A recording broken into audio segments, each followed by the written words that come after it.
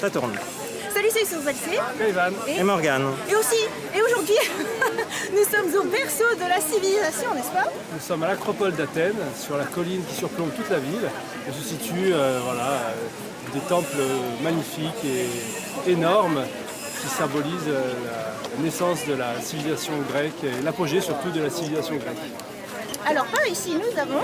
Je crois que c'est le temple de Poséidon avec donc toute l'histoire de la naissance du nom de la ville d'Athènes qu'on a aussi raconté dans l'autre vidéo d'Alice, peut-être sur le Cap Sounion, vous verrez. Et voilà, avec les fameuses Charitides qui sont les femmes qui soutiennent de leur tête le temple.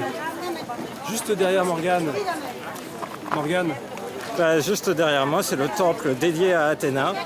Le Parthénon, Voilà, qui est en rénovation en direct.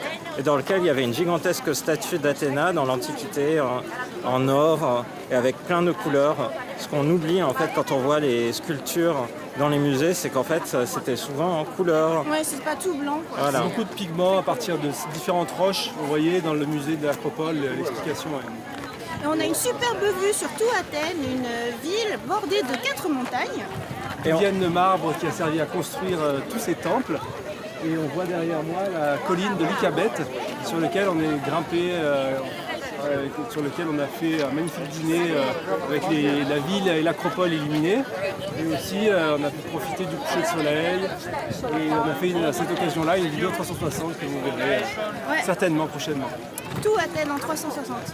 Voilà, et puis par là-bas c'est le port, en fait le port du Pirée, Voilà, qui est le fameux port d'Athènes, source d'une de ses richesses et aussi de l'importance en fait de la mer et du coup des bienfaits de Poséidon pour la ville.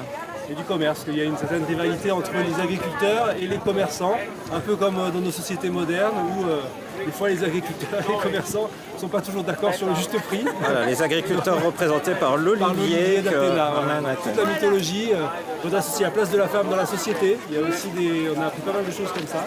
Donc la coexistence des deux temples, ça représente aussi la coexistence, notre démocratie moderne.